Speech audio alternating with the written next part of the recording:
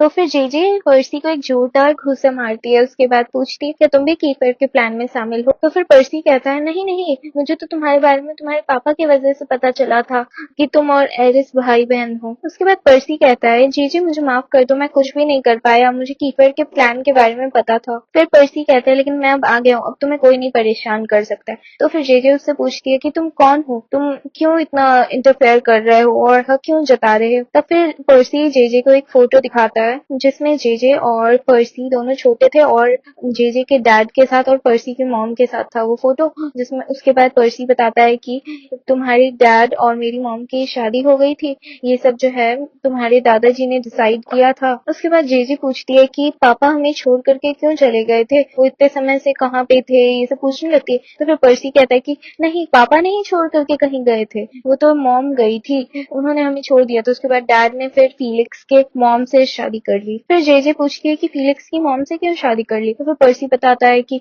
तुम्हारे दादाजी के वजह से, उन्होंने जबरदस्ती बोला था। और यहाँ पे फीलिक्स ने ये भी बताया कि जेजे के दादाजी ने उन्हें धमकी दी थी कि वो जेजे को और पर्सी को मार देंगे। उसके बाद फिर जाकर के पर्सी आगे के टाइम के बारे में बताने लगता है कि मैं गाड़ी से जो है जा रहा था अपने दोस्तों के साथ, कीफर यूरियल के साथ और एरिस के साथ। उसके बाद वो पानी में गिर गया एक्सीडेंट के कारण। उसके बाद वो किसी इंसान ने उसे हॉस्पिटल ले गया। उसके बाद काफी दिनों तक 6 महीने तक वो हॉस्पिटल में रहा, इसीलिए किसी को उसके बारे में कुछ भी पता नहीं चल पाया। फिर जेजे कहती है कि काश तुम्हें पता होता, तुम्हारे नहीं होने पे यहाँ पर कितनी ज्यादा प्रॉब्लम हो गई थी, सब कोई एरिस से गुस्सा हो गए थे, कोई भी एरिस से बात नहीं करता था। उसके बाद फिर पर्सी बताता है कि लगभग 4 साल के लिए उसे पैरालिसिस हो गई थी। उसके बाद उस समय जेजे के पापा ही उसका ख्याल रखते थे, इसी कारण उसे पर्सी को जेजे के बारे में जानने मिला।